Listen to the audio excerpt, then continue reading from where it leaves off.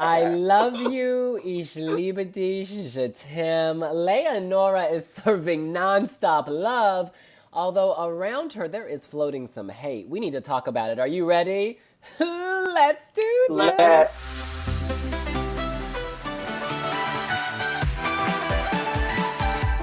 Love is forever. Love is forever and everyone. Love is forever. Love is forever and everyone. You guys, I'm gonna stop the Shade Brigade right now. This is so sweet and lovely. When Devin and I saw this for the first time, we were both like, oh yay, a nice change of pace from the rest of this selection. This is really beautiful. She's got a very sweet voice, very French chanteuse. She's kind of, what's the word, effortless in French, it seems. When she sings French, I'm like, dang, is the girl from Aix-en-Provence? She is serving it, she is slaying it. The sweetness is real. She's got a delicate touch, and it puts me in a good mood when I see it. It draws you in. It's a nice change of pace. You know, from the other songs at Eurovision this year, there's nothing like this. Compare this with Marouv, who I love, chosen on the same night. This is so different, 180 degrees, opposite direction. I think this will stand out. I think the staging was a bit simple in Herning and Dansk Melodi Grand Prix, but it did work, at least for the first half. I liked the smooth transitions. You see her face, and then suddenly she's on a chair. But then once she's on the chair is when I got bored. I think they need to kind of make it more dynamic from that point on, because I was really with them until she just sat on the chair. And the two people do come, which helps. But I think they can give it a bit more motion or life. But no, I think it's very sweet, a welcome addition to the contest. I've been going through the comments on our website and on social media, and yeah, not everyone agrees with me, clearly, and Trannik. Yeah, I'll be honest, I'm not a fan of this song, but the performance itself was pretty good. I thought some of the staging things that they did there really worked, and compared to some of the other acts, the staging was definitely up there. For example, League of Light was obviously my favourite, and the staging there was basically non-existent, whereas Leonora nailed it on that front. Having said that, for me, the song is just a little bit too sweet. It really reminds me a lot of Zoe's Loin d'ici, another song that I really do not like. And that is just in the sense that it's just overly happy. Like, girl, you might be singing Love is Forever, but I'm a bit a single person. I'm not feeling it. Her heart will be broken one day too, don't worry. Sebastian. I think for me tonight, if Marouv was the devil on my shoulder, Leonora is the angel, but right now I'm listening to the devil. The angel can go away, honestly, because I loved this recorded track. Out of all of them, it was my number one. But I think tonight it was just missing something. I don't know if it wasn't engaging on camera. I almost felt like she had a touch of the Blanche from Belgium, quite scared on camera, or something wasn't working with just the camera being on her face the whole time. I didn't believe she was actually singing Love is Forever. It almost looked like she was saying, get me off this stage. But this can be worked on. This can be worked on, this can be honed in. I think with more of a stage presence, this could work, much like, as Trannik said, Loin d'ici did in 2016, because it really does touch on that. I think the thing about Loin d'ici that worked is it really picks up, and like it's not a club banger by any means, but there's that dance vibe element. This doesn't have that. This remains somewhat sleepy throughout. It creates a mood and an atmosphere. On wiwibloggs.com, Legend I can never say this. Legend Godgarina says, I really enjoyed the song, finally something uplifting. ABC123 says, don't get too political is the most cringy lyric I've ever heard. And Labernum says, Switzerland 2011, that's Anna Rossanelli, Part 2, the remix. Right. Vice Brote says, yes, this is the right choice. Please don't cry over League of Lights. It wasn't that good, to be honest.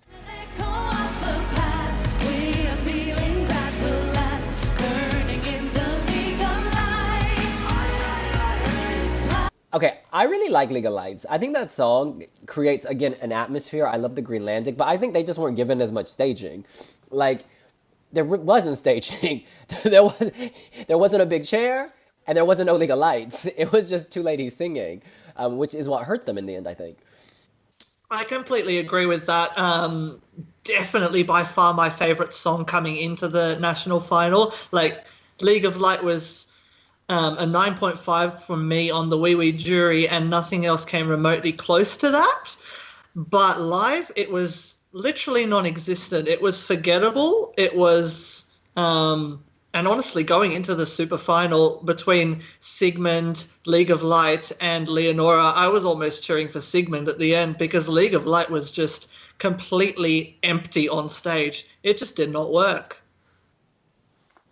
There's something about just two women having a wind machine. They're just like sway. That's what they were doing throughout the song. It's like, yeah, we've seen you sway. I sway in a nightclub at 2 a.m, but no one wants to see that. And it's just, there was nothing about it that really captivated me or kept me going with it.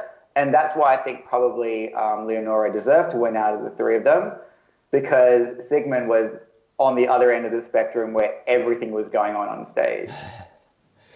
I think the thing with League of Lights, you hear the word League of Lights, you want something superhero-esque, something big, something ground, otherworldly, supernatural. The language is mysterious. You want all of that, and instead you just got a wind machine, right? I got a fan in my sitting room. It doesn't do that much, okay? We've all seen stuff below. All right. Joe on wiwibloggs writes, this is about Leonora. Very sweet song with a relevant message given how heated the subject of Israel's hosting has been. Sad they didn't send the Greenlandic song, but them's the breaks. Interesting. Love, love, peace, peace in Israel, a controversial hosting. Maybe this song will tug on heartstrings because of that. Y'all ain't buying it. Yeah, it definitely could. Yeah, it definitely could tug on some heartstrings. I think the message of the song is amazing. And even though some of the lyrics could really be adjusted to not be overly cringeworthy, the message itself is really good. And it's something that everyone can get behind, especially when you've got this going in between some of the other songs that will come up inevitably. I really personally hope that they put Don't Get Too Political right between Armenia and Azerbaijan in the running order. That would just be too epic. But yeah, everyone can get behind this message, and I think Leonora will have a lot of support behind her going into Eurovision. If she really wants to be sending the love, love, peace message, just make me believe it. Make me believe it on stage, and then I'm with you. Right now, I'm not believing a message, but you can work on that. I think this is one of the smoothest performances, and by that I mean she glides through the song. Of all the songs at Eurovision this year, I'm not saying this is the best song, but this just feels very smooth from the beginning to the end. There's nothing jarring. There's nothing angular or in your face. You just kind of, you sway. You sway all the way from start to finish till she's climbing on that chair. But again, when she's on that chair, I need something to happen. We got two gondoliers who came up. I didn't know what that meant. What do you mean? These gondola men and woman, the man and woman came up on the chair and sat with her and they swayed. Yeah, they can do a bit better than that, I think. And I think they will do better than that. Because, I'm sorry, Rasmussen's staging at Eurovision was on point. They amped that up. It was good, and I didn't even like that song, and then I loved it because they made a theatrical performance, and I hope they're just saving their funds by having, relatively simple staging here, and they're going to blow it up where it matters in Tel Aviv. So, final point before we go, we have to talk about Sigmund, who is also in the superfinal. Hold my hands up to the stars and I'll say my name. Say my name. He is an LGBT icon. There has been a documentary about him and his life as a gay man. He's just out there. He's outre. He's not afraid to be avant-garde and different. You see that when you Google him, and you saw that on stage. They threw the kitchen sink, they threw the washing machine, they threw the trash can, they threw the boudoir. Yeah, I wasn't a big fan of the song coming into the national final, but in the Wee Wee jury, I did predict that this could be the dark horse to make it to the super final, and it did. And I think that's because of his stage presence. This was just amazing on stage. He delivered it in a really captivating manner. There was a lot going on, probably a bit too much going on, but it was very enjoyable to watch. And honestly, out of the 3 songs in the super final, I can't believe I'm saying this, but this is the one that I thought should win. Wow, that's a bold claim. This is like extra with a capital E. Like, I'm going to jump on stage and give you every move that I have possible because that's what I do. And in that sense, it was just too much. But I do like his enthusiasm, especially in a super final when it was just like, as William said, just smooth, easy, wind machine, swaying. He's like, I ain't swaying, I'm like fist pumping right now. Can you imagine if he had choreographed League of Lights?